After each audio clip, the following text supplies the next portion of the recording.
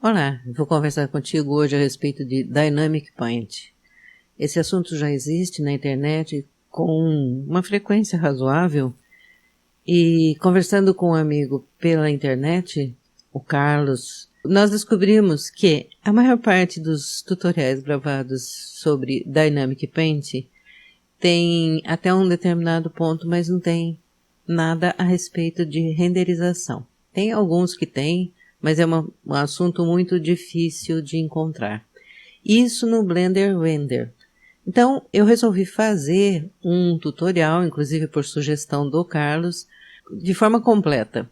Como eu já tenho um tutorial sobre Dynamic Paint explicando especificamente sobre como funciona, eu não vou explicar tudo de novo. Eu vou deixar para você o link na descrição do vídeo e depois você parte aqui para esse outro vídeo para ver como é que faz a renderização. Aqui eu vou fazer uma explicação um pouco mais superficial com relação ao Dynamic Paint e algo mais específico com relação à renderização. Então, nós podemos usar dois elementos, o plano como canvas e a esfera como brush. Então, vamos primeiro configurar isso. A gente usa no Physics, aqui, Dynamic Paint, e como canvas, e Add Canvas.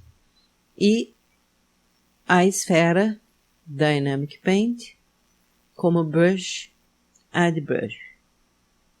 A gente sabe que se a gente clicar aqui em Alt A, não vai acontecer nada porque não tem animação nenhuma. Então, uma das coisas que a gente pode fazer, a gente precisa de uma animação, a gente fazer uma animação. Então, vou colocar na vista 7, e para não demorar muito, para ir rapidinho, eu vou voltar para o início, tá lá no início já. Eu vou ligar aqui, esse botão aqui, que com ele ligado, eu consigo fazer uma coisa rapidinha e automática, porque não é animação, no caso, que é importante aqui no que nós estamos conversando. Então, eu preciso clicar em Alt A, G, e fazer aí uma movimentação. Você pode observar que os frames vão acontecendo e agora ele começa a funcionar, tá? É rapidinho isso aí, é só para... Não é uma animação legal, é uma animação meio porca, mas dá para resolver esse assunto rapidinho pra gente. Então, fica por aí, deixa eu colocar o final da animação aqui. Estou clicando aqui, clicando em E. Agora eu vou desligar essa janela. Ah, não, deixa eu dar uma arrumadinha aqui, deixar um pouquinho mais suave. Colocar na vista de câmera. E se você viu o vídeo anterior, você vai saber que isso aqui precisa de uma definição maior. Por quê? Se a gente for para o modo de edição, ele está simplesmente com 4 arestas e 4 vértices, e isso aí não é uma coisa que no Dynamic Paint a gente possa usar. Então, a gente pode fazer subdivisões. Estou clicando em W, subdivide, e vamos exagerar aqui, ou não, 60 subdivisões para deixar ele bem definido. Então, voltando para o modo objeto, agora vamos colocar na vista de câmera e vamos rodar a animação. Tá? Pode observar que agora ele está fazendo aquele movimento com o Dynamic Paint já ligado.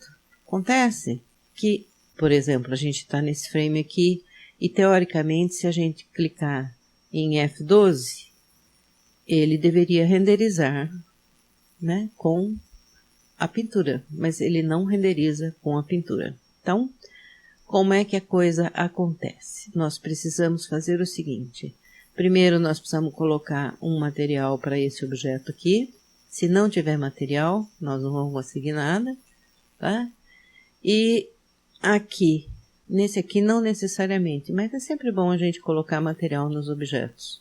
Nesse objeto aqui e aqui, não sei se aqui ou se no Canvas. Estou enferrujada. É no Canvas, e aqui no Canvas, você vai vir na saída e clicar em mais aqui. e mais aqui. Ainda no Canvas, você vai voltar em materiais e você vai fazer o seguinte, aqui embaixo,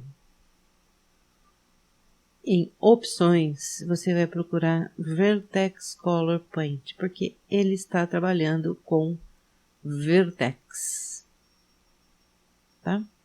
Agora, se você clicar em F12, você tem o desenho que a pintura fez.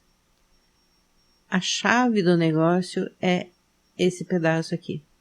Aí, logicamente, se você for realmente desenvolver alguma coisa nesse sentido, você pode melhorar isso aqui, aumentando a definição, colocando um modificador aqui para fazer uma definição melhor. E, logicamente, ele vai andar mais devagar. Não vai andar mais devagar. Ele vai andar mais depressa, mas ele vai melhorar um pouquinho mais, suavizar um pouquinho mais esse efeito aqui, tá? E você consegue o efeito de pintura na renderização, no render interno do Blender. Espero que tenha ficado claro. Provavelmente, se você não conhecer a Dynamic Paint e não assistir o vídeo anterior que eu estou recomendando para você, vai ficar difícil de entender. Mas se você assistir o vídeo anterior e depois esse aqui, com certeza você vai entender do que eu estou falando, tá? Espero que tenha ficado claro e até o próximo vídeo.